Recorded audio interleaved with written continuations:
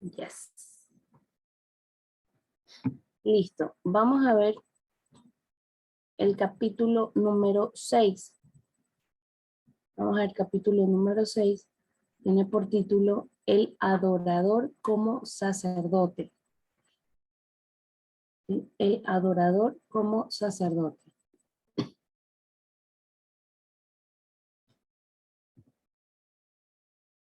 El sacerdocio, dice la Biblia, una tarea de todos los santos. Vamos a ver Primera de Pedro 2:9. Voy a pedir que Nelly lea Primera de Pedro 2:9.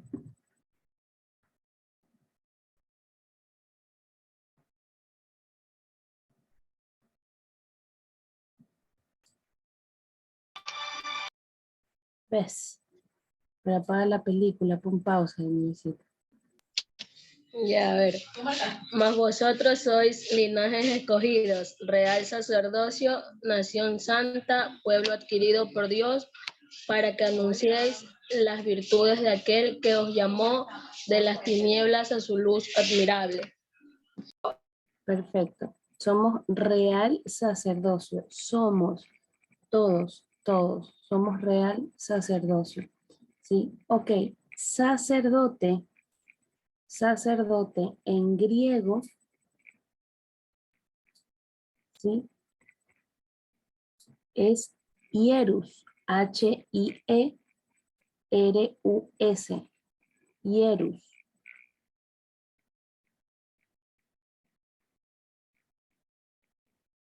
Esto ponga mucha atención. En hebreo es Cohen, K-O-H-E-N, Cohen.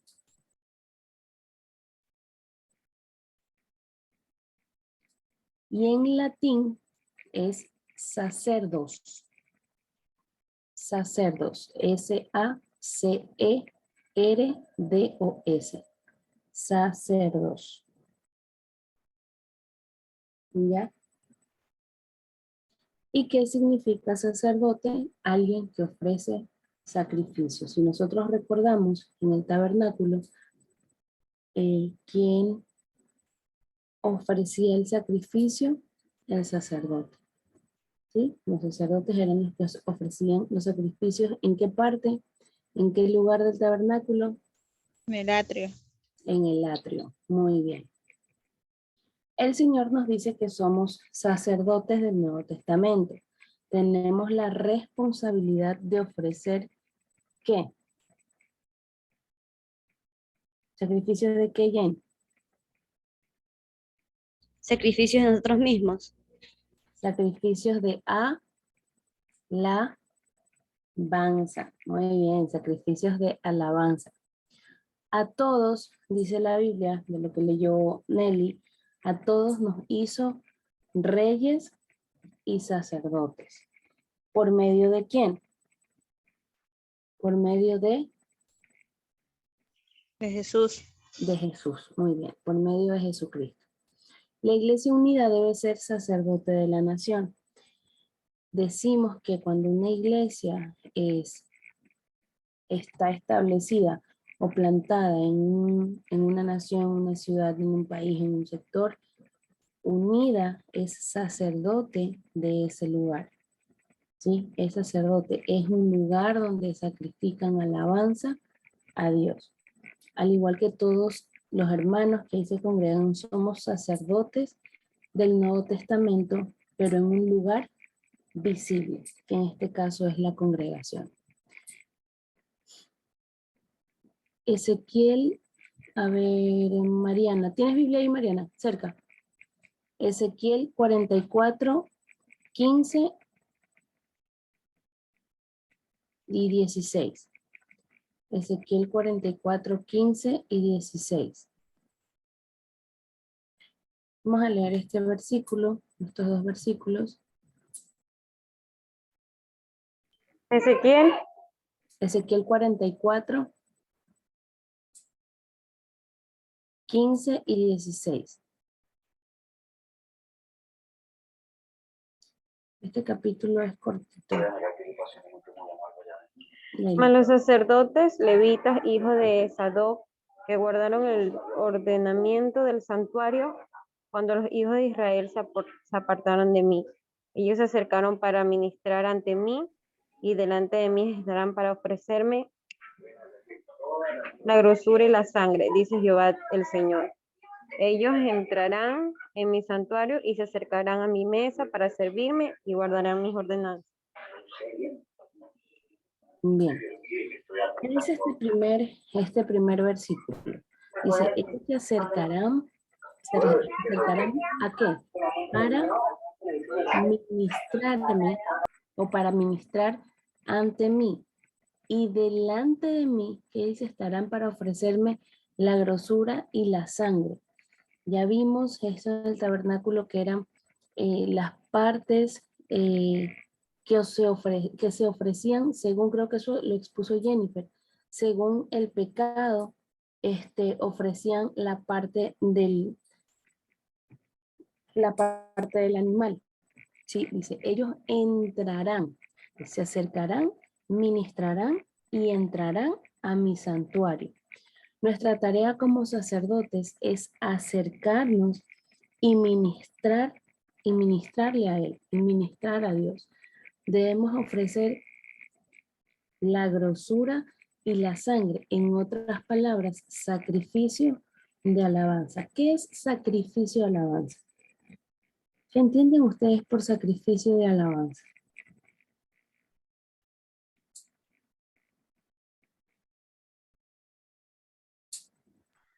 Adorar a Dios en los momentos que debemos. Adorar a Dios aún en los momentos, Malos.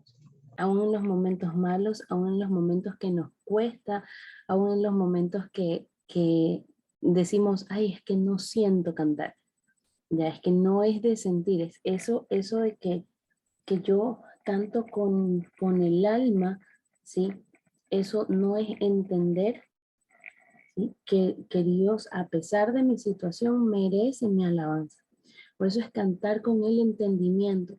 Porque si yo canto con el alma en base a mis emociones, cuando yo estoy triste, cuando estoy deprimida, cuando estoy de pronto angustiada, yo no voy a cantar, yo no voy a alabar, porque ¿qué voy a decir? No, es que yo no siento hacer.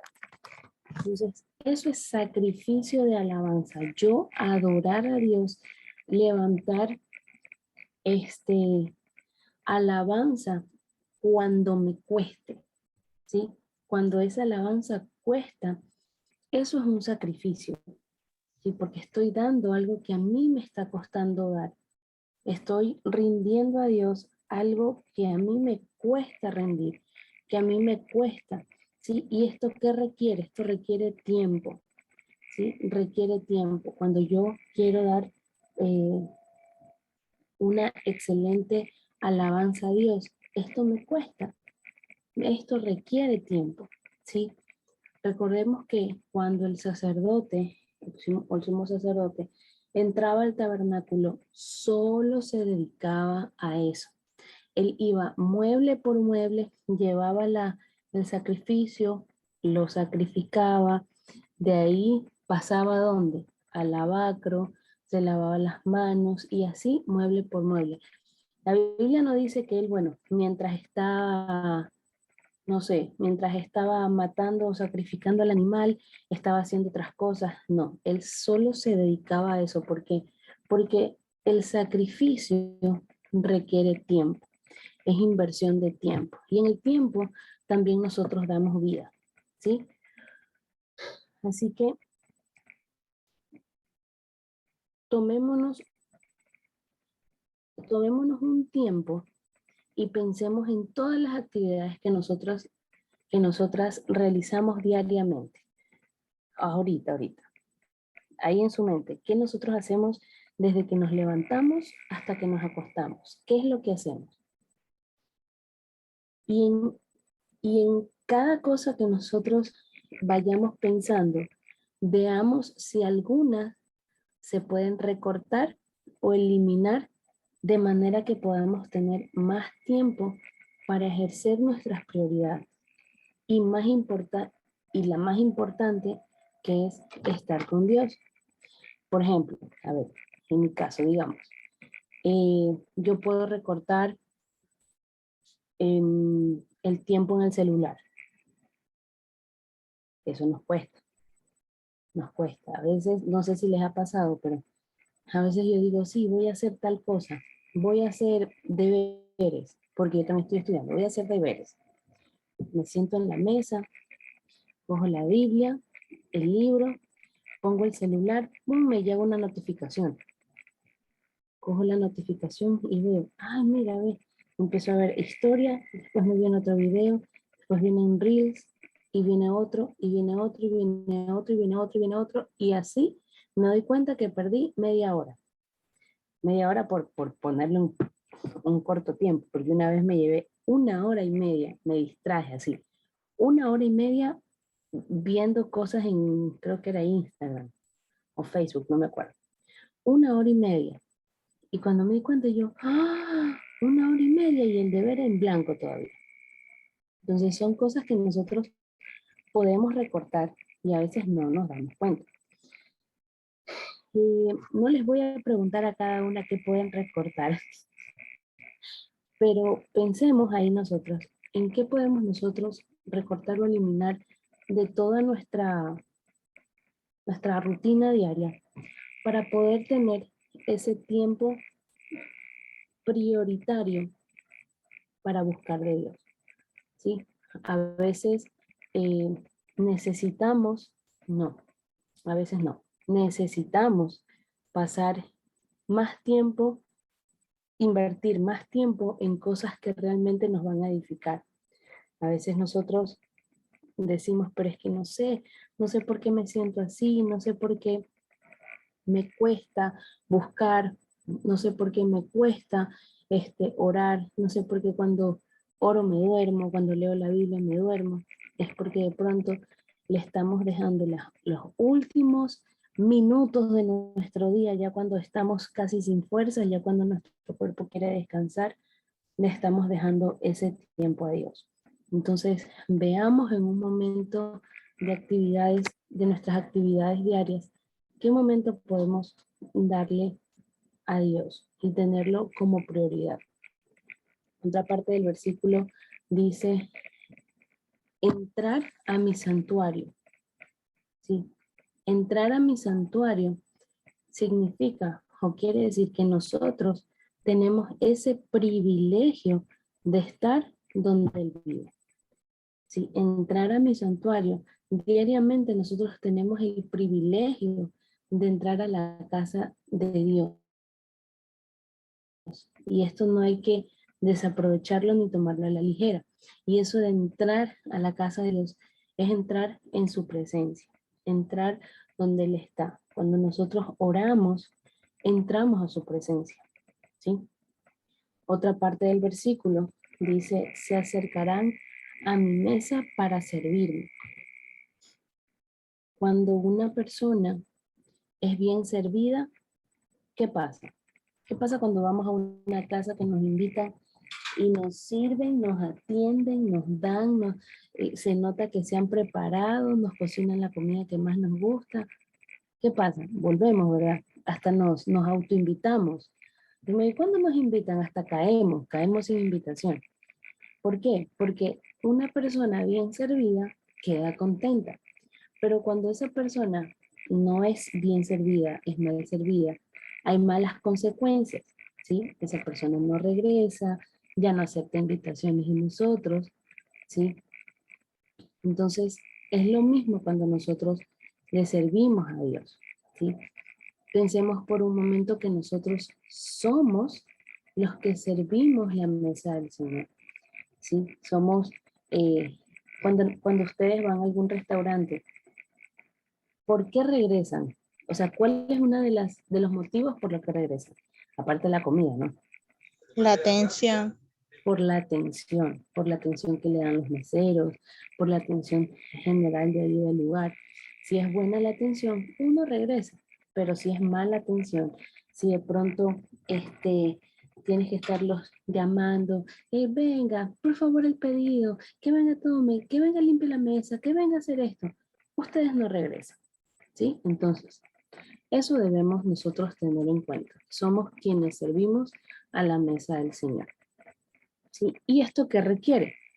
Esto requiere atención, dedicación y sensibilidad, ¿sí? Servir a la mesa del Señor requiere atención, dedicación y sensibilidad. Atención, dedicación y sensibilidad. ¿Por qué requiere atención?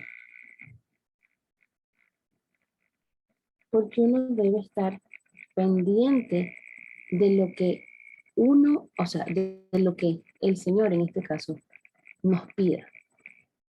Dedicación, tenemos que dedicarnos netamente a servir a Dios. Y ser sensibles o tener sensibilidad, ¿sí? Es porque debemos estar atentos a lo que Él nos diga para nosotros poder hacerlo, ¿sí? ¿Cómo creen que nos calificaría el Señor? O que las calificaría el Señor. Piensen ahí. ¿Cuánto les pondría? Menos de la lección que sacaron, creo. Menos puntos de la lección. ¿Cuánto creen que, cómo las calificaría el Señor? ¿Serían sensibles a lo que Él desea? ¿O tiene que pedirles 1000 veces que hagan algo antes de hacerlo? Jennifer, haz esto. Jennifer, haz esto. Y sí, sí, sí, señor, ya voy. Jennifer, recuerda esto. Sí, sí, señor, ya voy.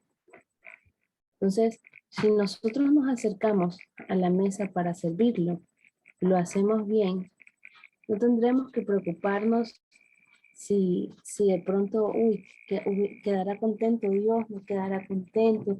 Si yo sé que serví bien, ¿sí? Yo sé, mejor dicho, cada uno de nosotros sabemos cómo sirve, ¿verdad? Cada uno de nosotros sabe en qué condición, cómo lo hace, si lo hace de corazón, si lo hace de buena gana, si lo hace de mala gana, si lo hace para que mi líder no se enoje. Sí, recordemos que nosotros no servimos al hombre, no servimos al hombre, nosotros servimos a Dios, ¿sí? Servimos a Dios. Por lo tanto, ¿quién nos paga?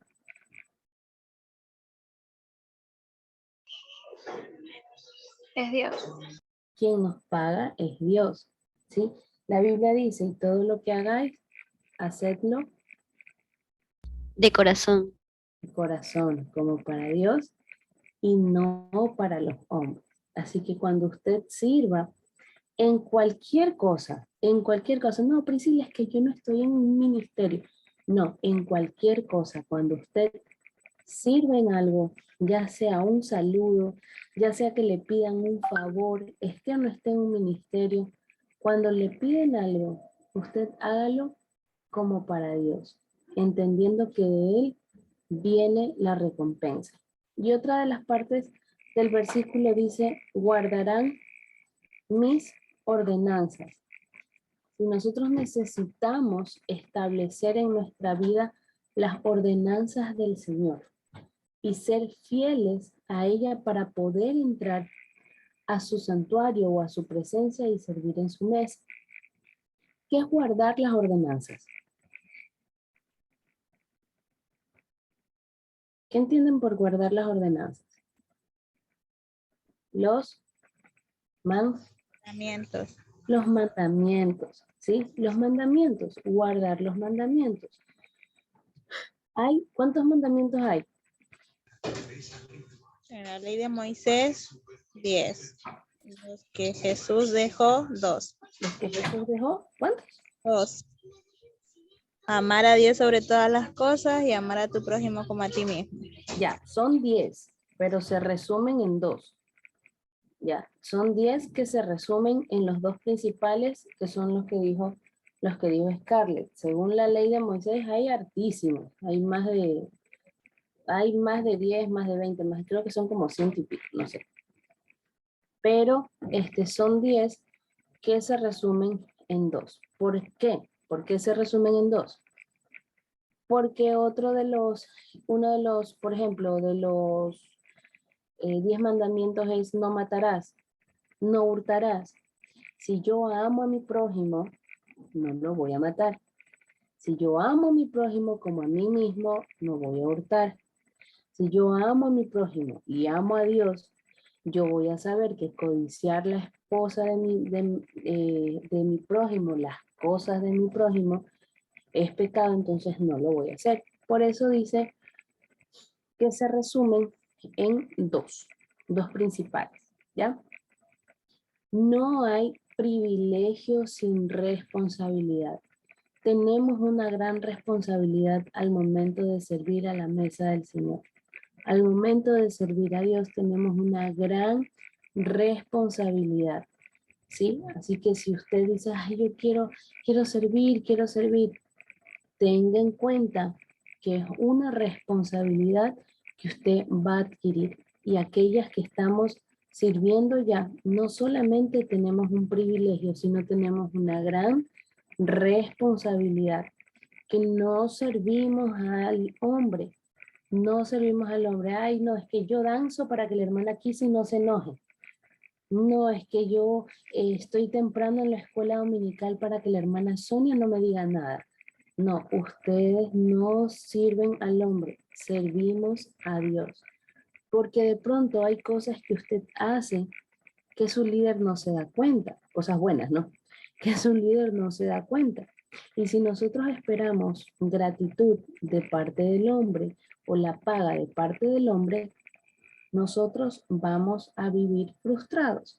Porque de pronto, digamos, un ejemplo, vamos con Jennifer.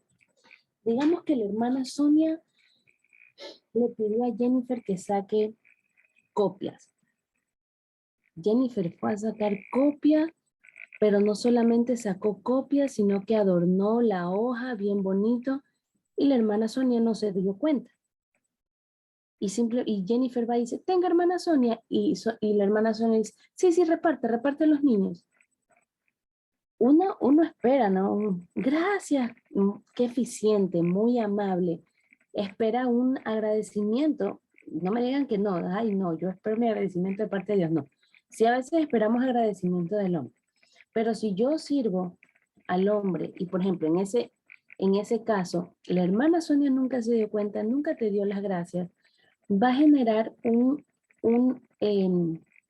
resentimiento de nuestra parte, porque hermanas, por gusto, me tomé mi tiempo de adornar las hojas y ni siquiera se dio cuenta, ni siquiera las revisó.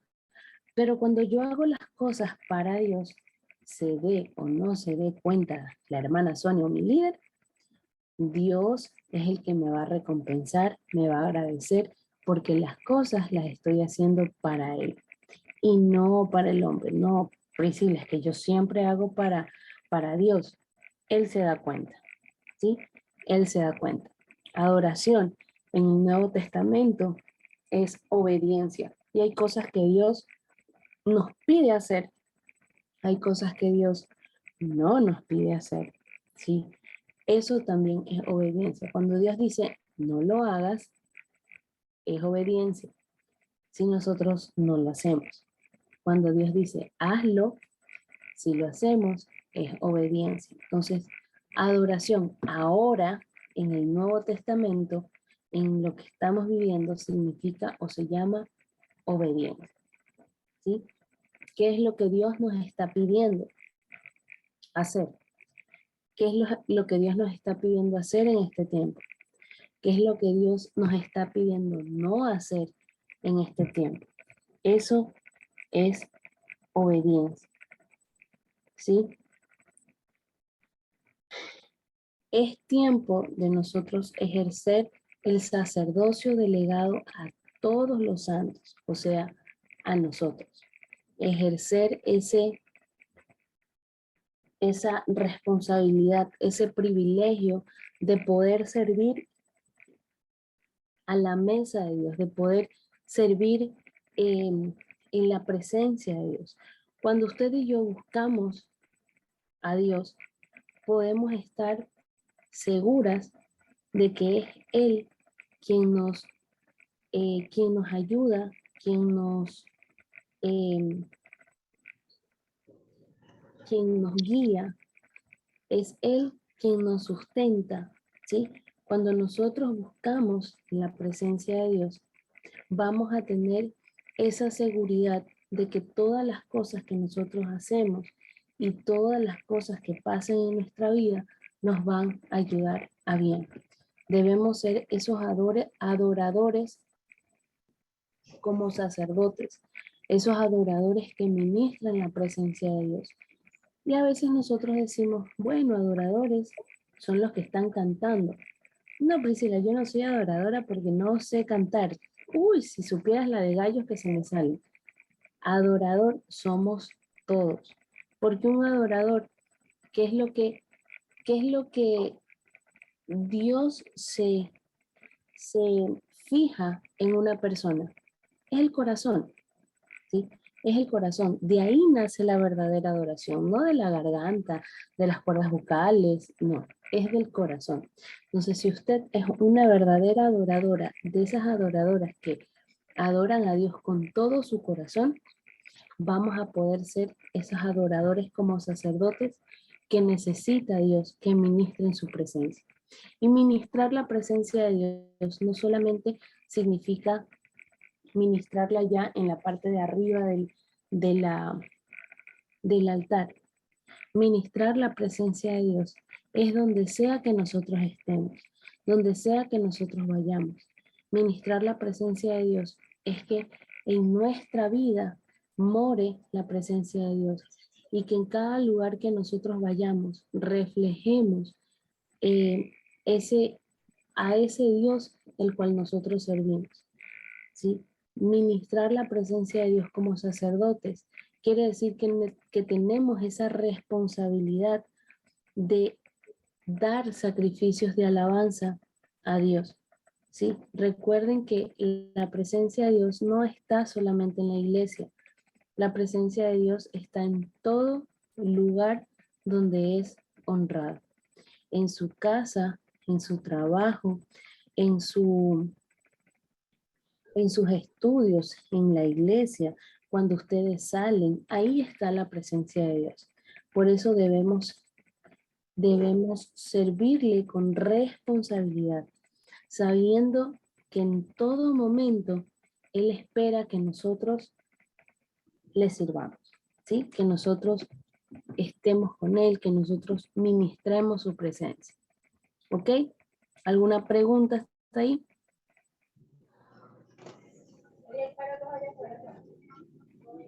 No, ninguna. Bien. Vamos a ver, les dije que este capítulo era cortito. Vamos a ver, nos quedan 15 minutos, un poquito del capítulo 7.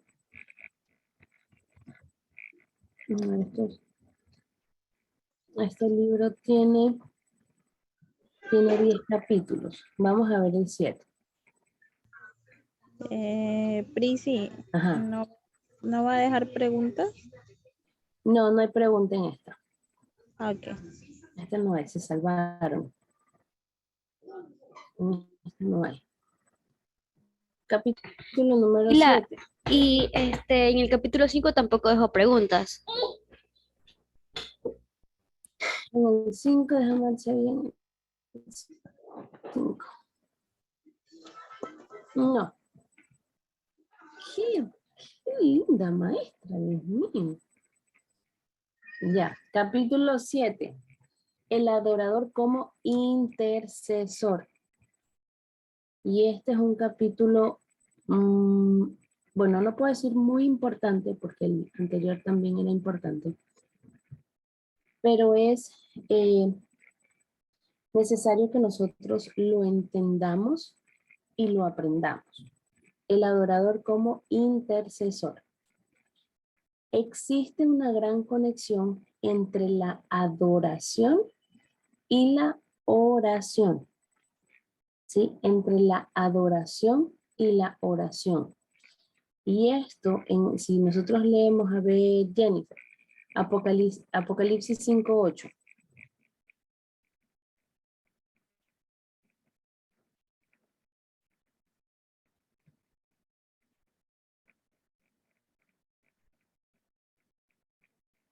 activando el micrófono.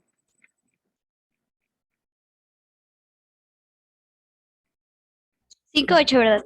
5:8, sí. Ok, y dice, y cuando hubo tomado el libro, los 4 seres vivientes y los 24 ancianos se postraron delante del Cordero. Todos tenían arpas y copas de oro llenas de incienso, que son la oración de los santos.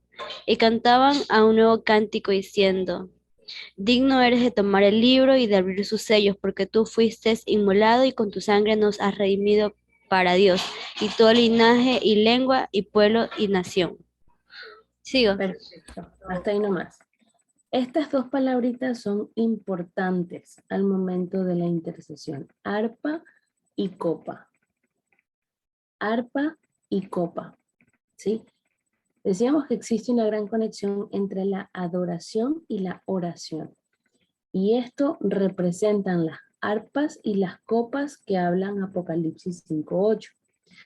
Los ancianos delante del trono, dice la Biblia, tienen arpas. Las arpas representan la adoración con música, ¿sí? La adoración con música. Y las copas, dice la Biblia, que tenían copas con incienso, que esto representa las oraciones del pueblo de Dios, ¿sí? Entonces ellos tenían, dice la Biblia, tenían arpas y copas, o sea, tenían la adoración con música más las oraciones del pueblo de Dios, de todos los santos, dice la Biblia. ¿Ya? Adoración y oración. Vamos a ver la definición o definiciones de intercesión. Pongan definiciones de intercesión.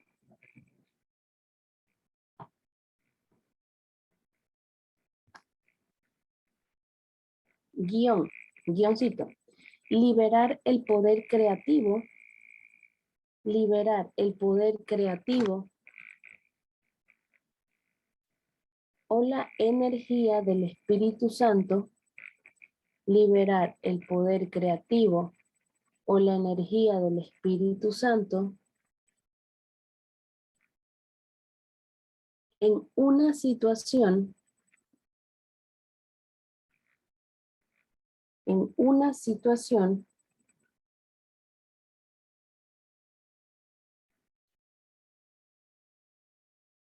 liberar el poder creativo o la energía del Espíritu Santo en una situación para producir,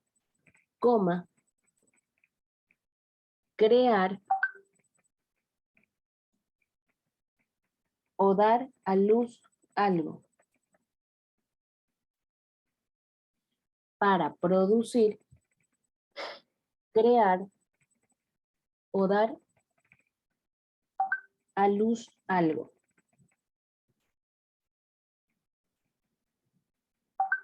¿Sí? Esa es una de las definiciones de intercesión. Es liberar el poder creativo. ¿Sí? Y poder creativo del Espíritu Santo en una situación para producir, crear o dar a luz algo. ¿Sí? Otra definición. Conectar la gracia divina con la necesidad humana. Conectar la gracia divina con la necesidad humana.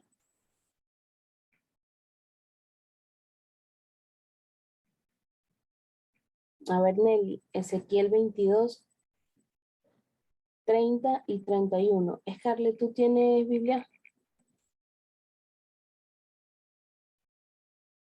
Sí, señora, ya va.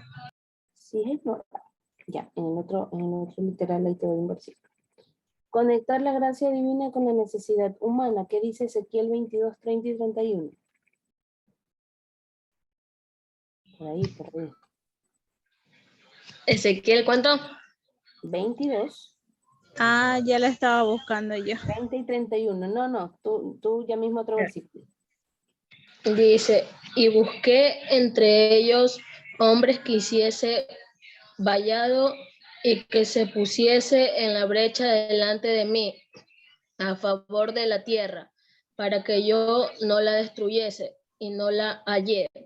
Por tanto, derramé sobre ellos mi ira, con el ardor de mi ira los consumí. Hice volver el camino de ellos sobre su propia cabeza, dice Jehová el Señor. Bien, eso es conectar la gracia divina con la necesidad humana. Dios estaba buscando un hombre, ¿sí? Para conectar la necesidad humana junto con la gracia divina. Romanos 8:34, Scarlett. Romanos 8:34. Y este es otra definición.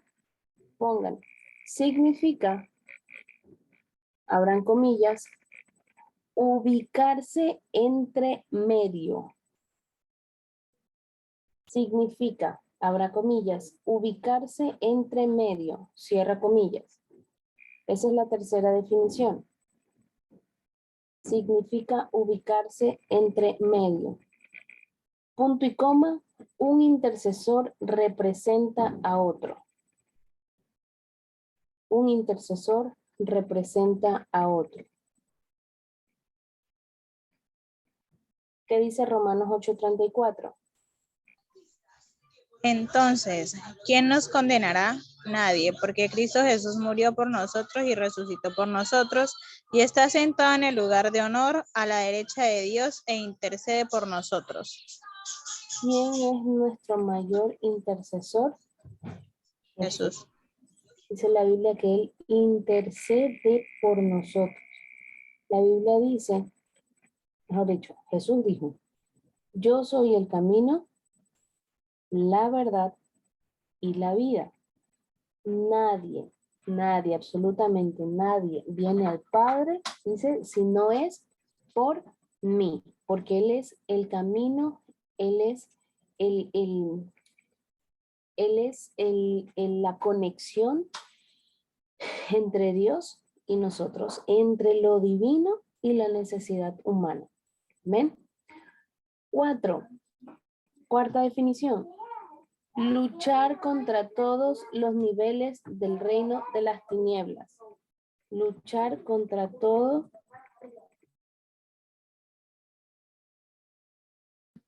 Luchar contra todos los niveles del reino de las tinieblas. Luchar contra todos los niveles del reino de las tinieblas.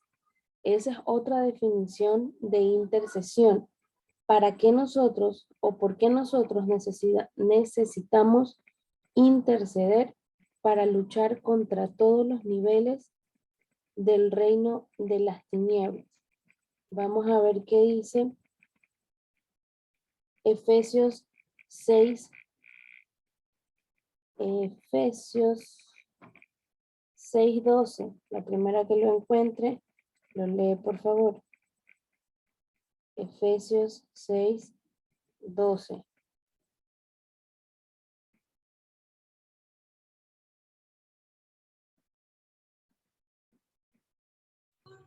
Amén. Dice, pues no luchamos contra enemigos de carne y hueso, sino contra gobernadores malignos y autoridades del mundo invisible, contra fuerzas poderosas de este mundo tenebroso y contra espíritus malignos de los lugares celestiales. Amén. Nuestra lucha, dice la Biblia, que no es contra carne ni sangre. ¿Qué significa eso? Que nuestra lucha no es con la persona o no es contra la persona que está a nuestro lado. No luchamos contra nuestros hermanos, contra nuestros esposos, contra nuestros padres, contra nuestros amigos. No luchamos en contra de ellos. Luchamos en contra del reino de las tinieblas, que son los que se levantan a través de personas para tratar de robar la bendición, nuestra bendición. Amén. Y la última definición de intercesión es conectar el cielo con la tierra.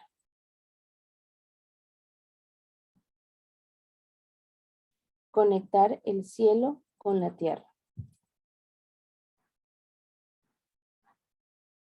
¿Sí? Conectar el cielo con la tierra.